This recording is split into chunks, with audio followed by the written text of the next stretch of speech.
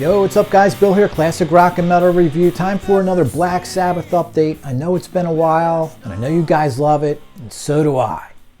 All the latest Black Sabbath news, and it's been a little slow, I admit, but don't worry, I'll find some shit to talk about. A couple new releases, either recently or upcoming, on the commercial market, a couple more on the bootleg market. Book highlights. Got a good 80 or so pages done in Geezer's book a few weeks ago, and just put down a couple what I thought interesting highlights from that. We'll talk about those. Some interesting new merch on the Sabbath official page. Cool looking stuff. I don't often get lured in by that stuff. A couple things that have come out recently are pretty decent. I'll show you my latest Black Sabbath acquisition. We'll talk about it a little bit. And then we'll go over the last half dozen or so things I've been listening to, viewing, Sabbath related. All that coming up right now. Classic Rock and Metal Review. I recommend come drink with us. Finishing up a beer here. You know, it's about 11 in the morning. Start the hard stuff later on. Now, any of you guys watch Sopranos? Of course you do. Remember Richie Aprile, AIDS uncle, gets out of jail in season 2. Awesome character. All their awesome characters get killed off pretty quick, but great episode 8, season 2, full leather jacket. Richie had beat up that gangster, Rocco DiMeo. Took his leather jacket, which he gave to Tony. Tony didn't remember the jacket until Richie said, "How can you forget the jacket? It's not just the jacket, it's the jacket!" Guys, my latest Black Sabbath apparel acquisition isn't just any shirt. It's a reprint of my first ever rock shirt. Not just first ever Sabbath shirt. It's the shirt, all right? Or it's the shirt is more like it. Among my friends, closest friends, legendary this shirt. Because I had it from when I was 11 until probably didn't fit me anymore by the time I was 15. And went down in history as one of the coolest Sabbath shirts ever. Got a reprint of it recently. Why is it as legendary as Rocco DiMeo's jacket? Because it's Black Sabbath, and it just is. So let's pull it out. I'd have it on if I didn't need to show you both sides. Guys, it's Black Sabbath, and it's badass. You've probably seen this design before, but not with the back that this one comes with. It's just the same as the one I used to have. So slide over, give you a good look at this killer shirt. I was 11 years old when I got this shirt. So cool. Now the only difference is down in that chandelier thing, pentagram, I used to have Dio there, not Ozzy. Here's the back, same exact back that I had, which really made it different than most of the other versions of this shirt that you used to see or still see nowadays. Cool, and I don't even know if I realized this back in the day, but that planet Earth is actually a skull. If you look close enough, not sure what that monster's supposed to be, but who the hell cares? It's awesome. Really glad I got this. The only problem I would say, nice job on the front. You know, these reprints, you never know what you're getting, but it's a pretty good job. On the back, this blue used to be like a neon blue.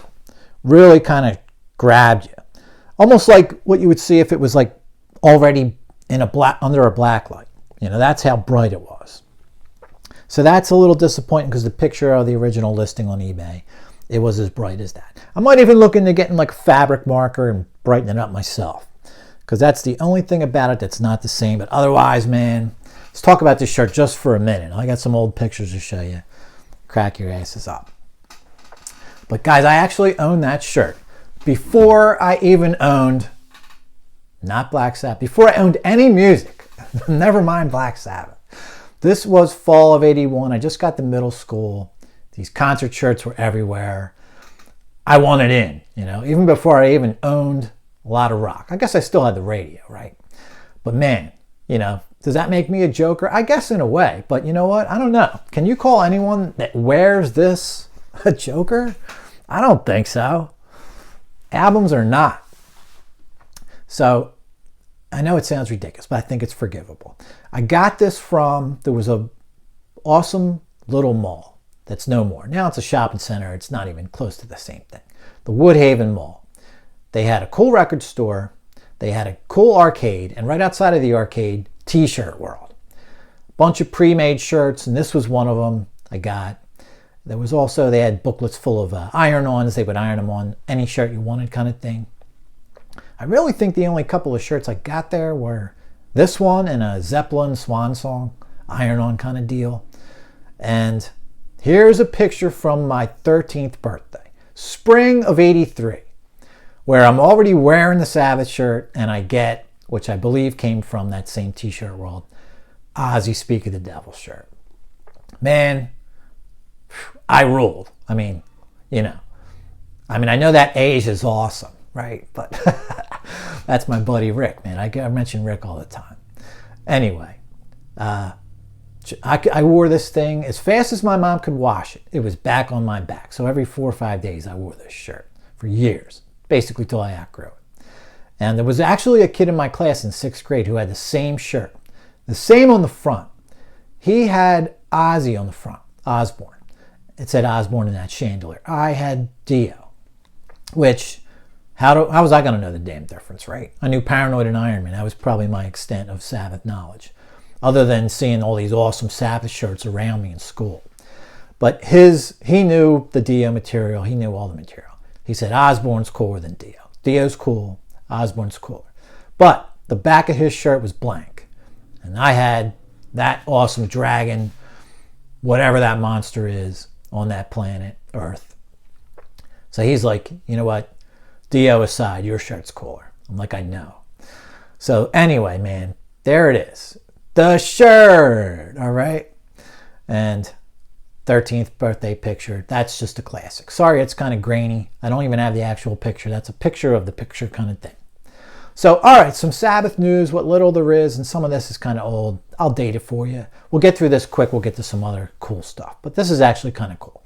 Now, I think this came out last year. I just came across it. So anything that catches my eye, I'm bringing it up here. Ozzy saying that recording the 13 album, quote unquote, wasn't an earth-shattering experience. For one thing, no word meant not a true reunion. So I like that relationship him and Ward seem to have. Even though they've never really worked together since the 90s, they're kind of like connected in some way, The others don't seem to be. He just wasn't feeling it overall musically, is what he says.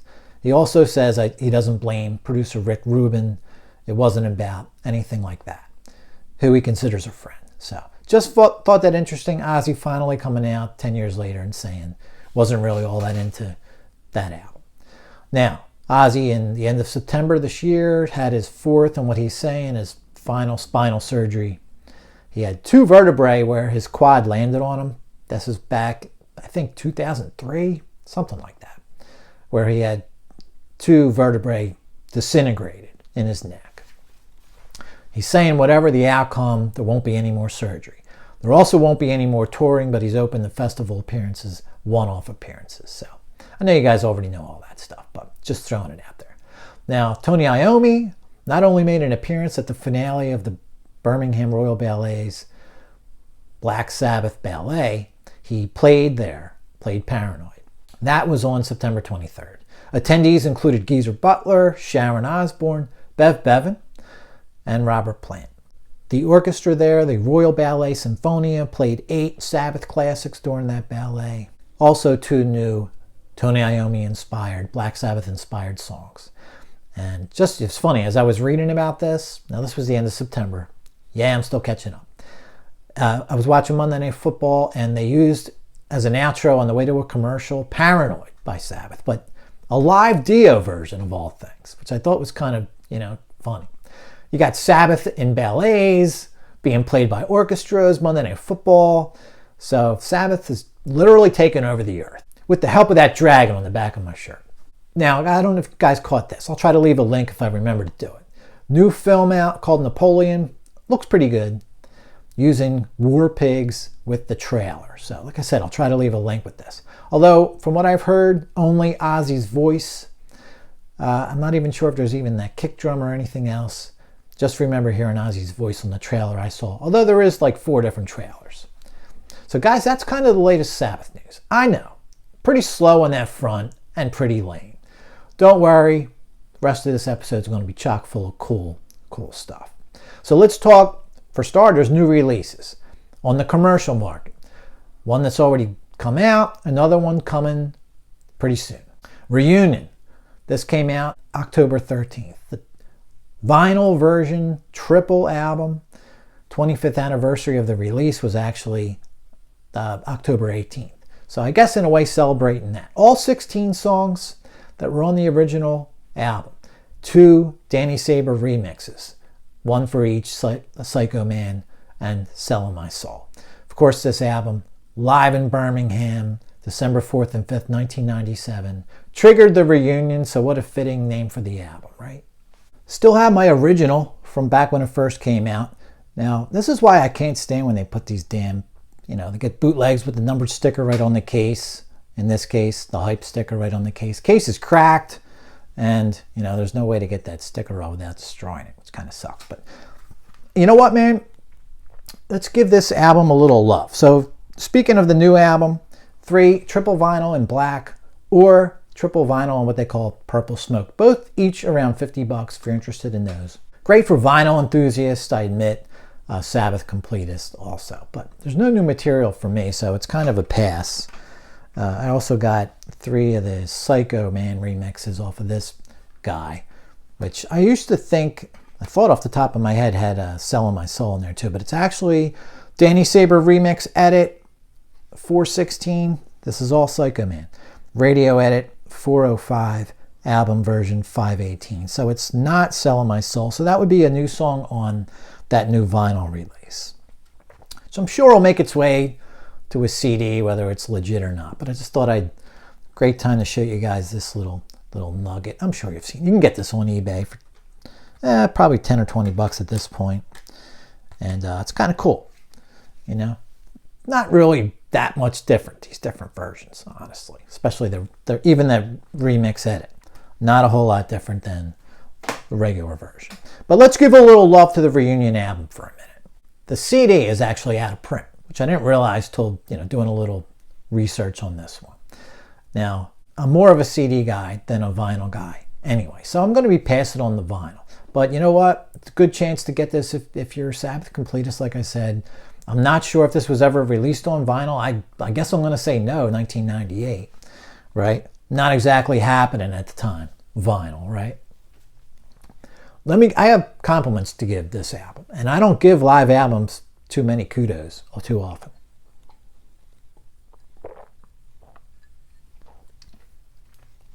So why do I like this one?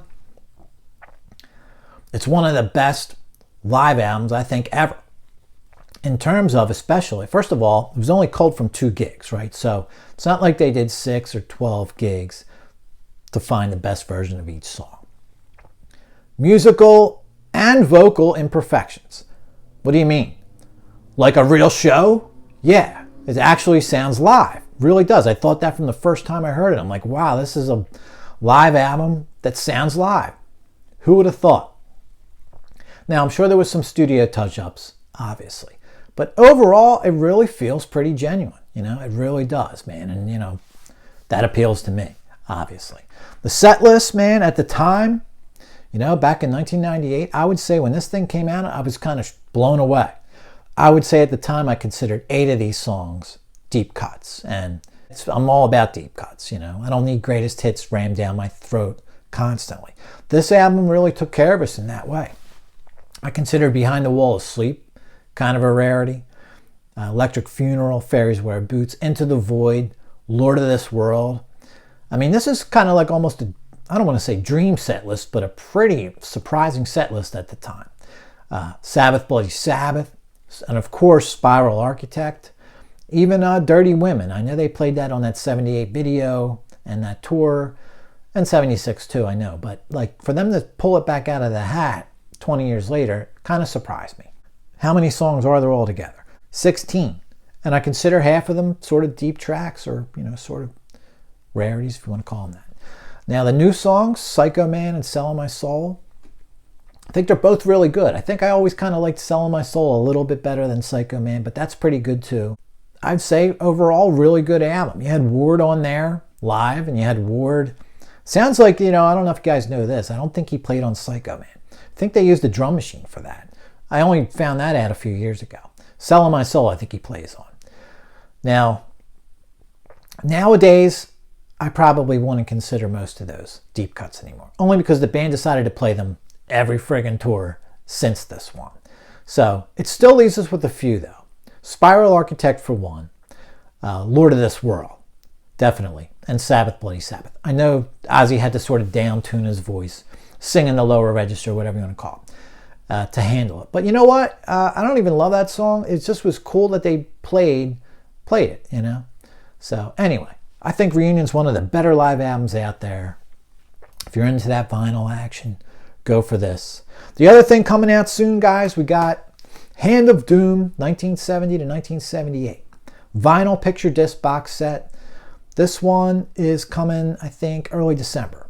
First time officially released as picture discs by the band. Limited to 4,000, running about $250 on Rhino Records, where it started. Of course, you get everything aftermarket now anyway. Full-size poster comes with it. It's a picture of the band in LA, summer 1972, Volume 4 recording session era. So there you go. There's your commercial releases. Why don't we get into some of Geezer Butler's book? Into the Void, From Birth to Black Sabbath and Beyond. I really go either in or out with this book. I'm either put it down for a couple weeks, or I go through 50 pages in a day kind of thing. So I got 80 or 100 pages down a couple weeks ago and just jotted down some pretty cool highlights from that for me. This just came out earlier this year. Some noteworthy, interesting passages I just thought caught my eye. Mix of new things to me and things that I may have known and maybe forgot. But let's start with page 78 and 79. I always wondered this myself, and again, this might have been something I knew and kind of forgot.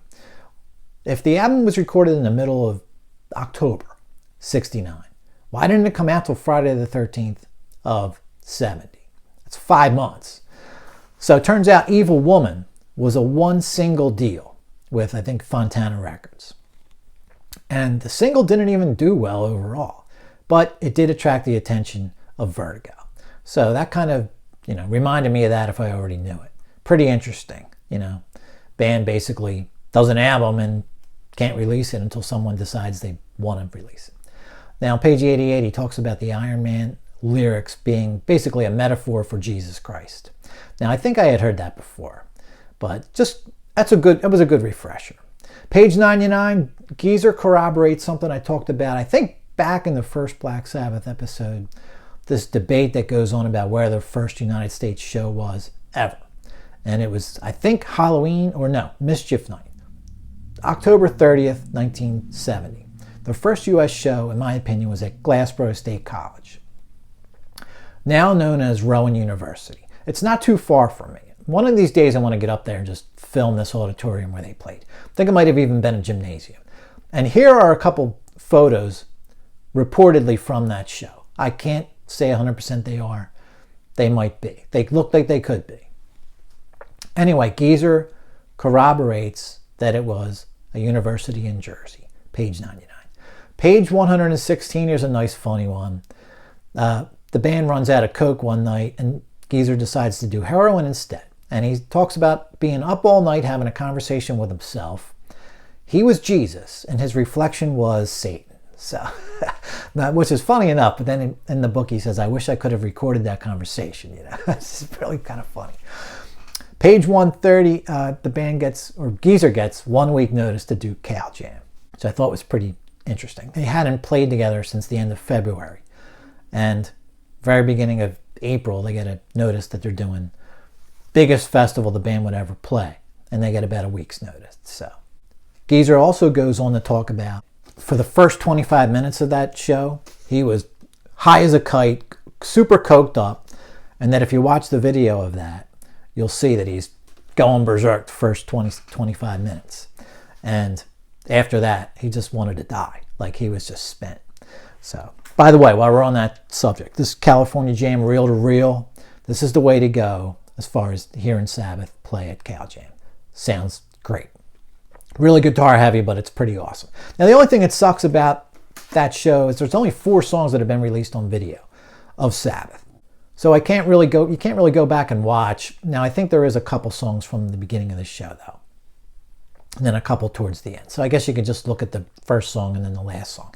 Even the video has the songs spread out. So page 139, 140 talks about Kiss. How they behaved kind of douchey. But he admits when he saw them open for Sabbath, I think this was 75, he said, quote unquote, they were the future of rock. He also talks about having to follow them made their show look tame. And he said Black Sabbath basically only got polite applause by the shell-shocked crowd. This was in Syracuse, New York, and I looked up the date, which isn't in the book.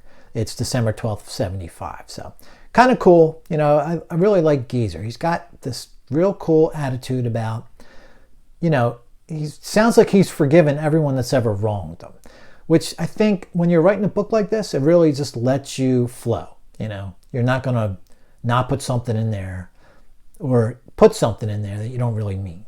You know, so he's a guy that's sort of at peace, and you're getting, I think, honest, full-blown details from the guy. A couple of other Geezer book highlights. Page 147, Ozzy takes a dump in an elevator in Munich, Germany. And the elevator's going up and down while he's squatting and taking this dump. And some American tourists and Geezer and Bill also happen to be standing together at the elevator when the elevator door opens. And the doors open, and then the doors close, and Ozzy goes up or down, whichever way. And he said, not one of the tourists or anybody said a damn thing. They just saw it happen, saw the doors close, and no one said a word. Geezer said it was one of the funniest laughs he's ever had in his life. And basically he said in the book, did that just happen? Ozzy loses it. This is in 77. Band kind of fraying apart at this point anyway. Ozzy shot and killed a bunch of chickens at his house, all of the chickens. And he actually crossbowed some marionettes to the living room wall in his house. This is when Geezer went to visit him. And man, I don't know. I mean, it's really a shame that kind of breakdown happened, but I just get this vision of marionettes being crossbowed to the wall, and that just makes me laugh. I'm sorry. Oh, a couple more things from this book. This book's just chock full of interesting things, but I think this is actually last section that I got to. Got to talk about this. I'm always interested, as a big Never Say Die fan, you know, I'm always curious to read what the band has to say about this album, because they tend to hate it, you know. The recording sessions, such a nightmare for them. They're falling apart in general and all that. Geezer's take on that era. He does say, quote unquote, the recording sessions were like pulling teeth, but doesn't really trash the album, I have to say. He actually doesn't really give an overall opinion of it. He does say that Junior's Eyes and Johnny Blade were particularly good, which is cool because they're 2 of my favorite songs on the album too. Now, I don't know if you guys caught this. I actually missed this the first time myself, the significance of it anyway. On page 154, he mentions that Ozzy refused to sing Geezer's lyrics for Breakout. So, guys, and then also, Geezer sounds perplexed about the fact that brass was added. I think it was added when he wasn't there or something like that. That's the impression I get from reading it. So here's the thing. Geezer wrote lyrics to this. This is an instrumental on Never Say Die. And I think the only song that's not any good. The rest of the album I think is awesome. So who knows, you know? There wasn't supposed to be brass, and Ozzy was supposed to sing on it. I can only assume that this would have improved that song. And man, I really wish that would happen, but apparently Ozzy never sang on it. But, you know, in my opinion, it's the only chink in the Never Say Die armor. But that's pretty cool. There are lyrics out there. Now, I don't know if they've been saved. Breakout had lyrics, which is, like I said, an instrumental on the album. And the only song that's not really that great. One more thing about this from the book. Never Say Die went to number 21 in the UK. The band got to play Top of the Pops for Never Say Die. The song, I think, ended up in the top 40 also. So Geezer talks about being backstage, Top of the Pops, with Bob Marley, Bill Ward, and Phil Lynott from Thin Lizzy, smoking a huge spliff. He describes it as a trumpet, all right? Now, I got to tell you, I would have thought he was just exaggerating, but I just happened to get this a month or two ago and only started watching the first couple songs of it. And Marley literally comes out before the band starts playing, okay? Smoking literally what looks like a trumpet. I'm talking about a joint that it might be this narrow at his mouth, but it's this big at the other end, and this thing is 7 or 8 inches long. It looks like a small trumpet. So Geezer's not exaggerating when Marley used to smoke. And I've seen posters and pictures of Marley smoking a regular sized joint or a big joint. This thing is freaking trumpet. So finally, that's the end of the Geezer book highlights. Go do yourself a favor and go get Into the Void. Great biography by Geezer Butler. Awesome. Merchandise. Guys, the Black Sabbath store, their official website store, has some great stuff. I'm not usually drawn into it. Two cool offerings recently. A real cool 1973 illustration t-shirt. The band have glowing eyes. And this real, you might miss it if you just look at it quick, old school horror look on their faces. You know, real cool throwback vintage horror film look. Very macabre, almost these like wax mask-like faces kind of thing going on. And you probably catch this, the goat silhouette around it all. $30. This is killer. And if I could get a Sabbath shirt, this would be my next one. I mean, it's no shirt, but it's still, for a modern new shirt, really a cool throwback. Also, this Henry zip-up is pretty awesome. I kind of have enough hoodies and those kind of things. I'm kind of too old to be sporting some of that stuff, in my opinion, right? But this one is somewhat understated. Band logo is pretty small on the front. I like that it's black and purple. Henry on the back, but it doesn't say Sabbath anywhere on the back. So it's just kind of this cool picture of Henry. Really, the only thing I can get away with nowadays, out in public, right? Some understated attire, where if you know, you know, and if you don't, then, you know, screw you. But it's $150, but it's a limited edition. I'm not saying I want to wear my Sabbath stuff proud outside, but you know what I'm saying. Spending $150, $200 on like a satin jacket that looks like you wore it at the discotheque, not really going to work for me. This one's pretty damn cool. All right, some bootleg news. No Sabbath in the last month or two, but a couple of Ozzy titles. First one called Town and Country Club 1988. 2 CDRs on the Shades label. Audience recording, though. Upgrade and being touted as longer. Previously, it was part of bootlegs called the Treasure Tapes 1983-1991. That was a 4 CDR collection. It was also incorrectly labeled on that collection as being a Hammersmith gig. So improved, more direct sound, sounds like a different source, more powerful sound. Also Randy Castillo's drum solo, which happens during Tattooed Dancer, is restored. So 6 minutes longer than that Treasure Tapes version. The short-lived Geezer era, he was only in the band for 3 or 4 months in '88. He's on here. And you get the rare Demon Alcohol. It was only played on that UK leg of the tour, '88. So some nice early Zakk Wylde era, Geezer Butler era audience show there for you. Another one, the very next night, also an audience tape, Red Car 1988. Although this one is 2 CDs, and these are silver presses because they're on Zodiac. This would be July 15th, 1988. We're at Cotham Bowl. Also, another full show concert. Same set list as the Town and Country Club gig. Same lineup. You've got Zakk there, you've got Geezer there. A second early Zakk and Geezer show. Demon Alcohol played again. So if you guys are into audience tapes, there's another pretty cool one. All right, my only new Sabbath acquisition as far as music video would be this Black Sabbath Long Island DVD, 1980. It's their portion of the Black and Blue concert film. Edited out, the Blue Oyster Cult. It's just the Sabbath stuff. You also get a couple promos from the era, Neon Nights Die Young. Kind of cool. Nice title. This is a DVD-R, 12 pounds, so a little under 20 bucks, I think. 17, 18 bucks. and really cool. I still need to pull out my old transfer. Used to have this VHS, so, but the quality is really good. I can't see it. I can't see my old version being better than this. Not perfect, but really good and a really cool title. Love getting DVDs in full on cases. Only because I got a bunch of jewel case DVDs. They're all just stacked loosely. A lot of them slimline, so you got to flip through them like a deck of cards to see what they are. So I prefer the big case if possible. Also finally finished listening to my 2009 FM Santiago, Heaven and Hell. Really good show. You know, you think, and the same can be said for that Long Island DVD. How many versions of Heaven and Hell have we heard? And they're almost always different. That's what's cool about it. So Long Island DVD, that version's a little different than every other. So's this one. This is a possible review coming up now that I got through it. I always like to listen to things twice before I do a review. Or watch them twice before I do a review. So you might be seeing this one coming soon. Cool FM broadcast. Little Spanish-speaking DJ action in between the songs. Watched Cross Purposes live DVD.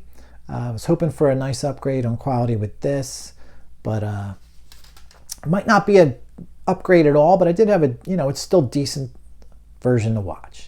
All right, I checked that out. I don't know if I got all the way through that, though. Did get all the way through this. Actually watched it a couple times. Monsters of Rock, 94. You got the unique lineup of Tony Martin and Ward with Iommi and Geezer. I think they were together for 3 weeks to do 7 South American gigs. This one's, I wouldn't pay full price for it. If you can get this as a bonus with something, go for it. Not really worth $17 for me, this slimline deal. But it was cool to check it out. Not a full show, only half show. Just started on disc 3 of this thing. Dehumanizer rehearsals. They're not the best, rehearsals. Songs really kind of repeat and all that stuff. So what would be cool would be to go through this and get the best version of each song. That's what I need to get around to doing at some point. But just started disc 3 of this. And finally, last but not least, watched Dio Live 83. And this is a cool, we're in the Netherlands, I believe. And December 4th of 83. Holy Diver Tour, only album out at the time. Pretty cool. And this one, I think, is a silver press, if I remember right. Let's see. No label with this one. So it's a silver, from what I recall. And nice one there. So that was, these are all possible reviews you might see coming up. Guys, that's going to do it for the Sabbath episode. Sorry it's slow in the news front, but, I'm just a drinking messenger. That's all I can tell you. Guys, have a good rest of your day. Catch you next episode.